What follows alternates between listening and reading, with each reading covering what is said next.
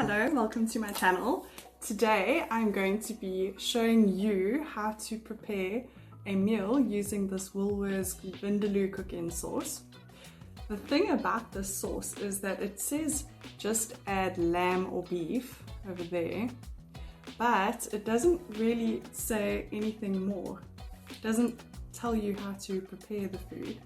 So this is going to be my version of a Vindaloo curry using prepared sauces.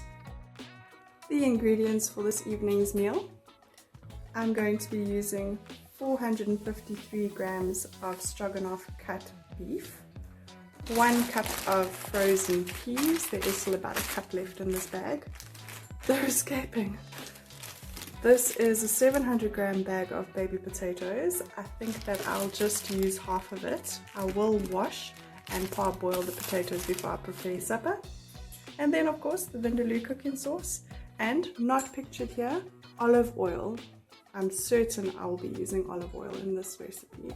Soaking the potatoes in some bicarb and water just to clean them up. Next up, I am quartering these potatoes. Potatoes are parboiled. Next, I am going to cut these pieces of beef strips up just a little bit smaller and then fry them up in olive oil and the seasoning. These are the beef strips cut up into 2 centimeter-ish pieces. I have literally started to burn the oil.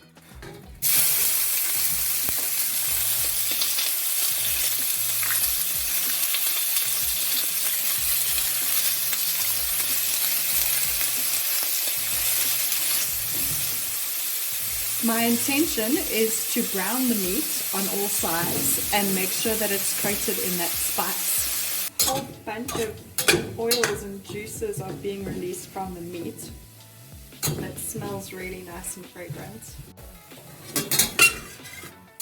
This is browning beautifully. I think that it is now time to put the peas in. 1 cup of garden peas and half.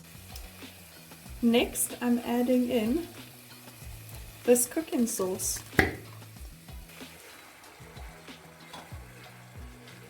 I've poured some hot water in here. Lid on. Shake it up. Open and pour in. This is the perfect sauce to meat, potato and pea ratio.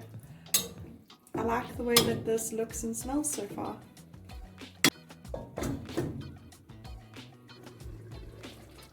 This is bubbling away beautifully.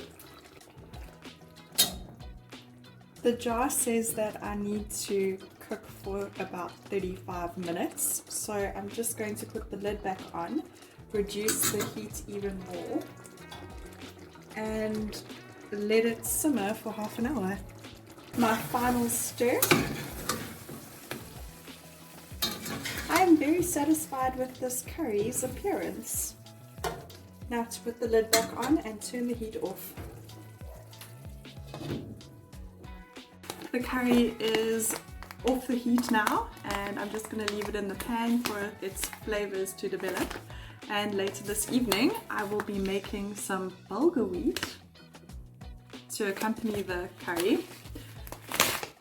Usually it would be served with rice, but I don't have any rice.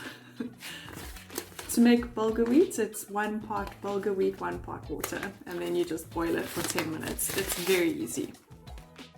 Dinner is served. Vindaloo beef curry with bulgur wheat. That looks so good.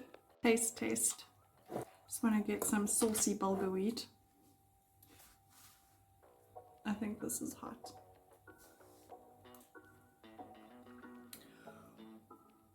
That is spicy. Very savory. Oh my god, my mouth is on fire, but it's missing something. I don't have Mrs. Balls, but I do have pepperdew chutney. I think this will help. I'm not saying it's bad, it's just a little bit bland. It's a bland curry. It needs chutney. This now has got chutney on it. It's still extremely spicy, as in chili hot. Let's see if it makes a difference.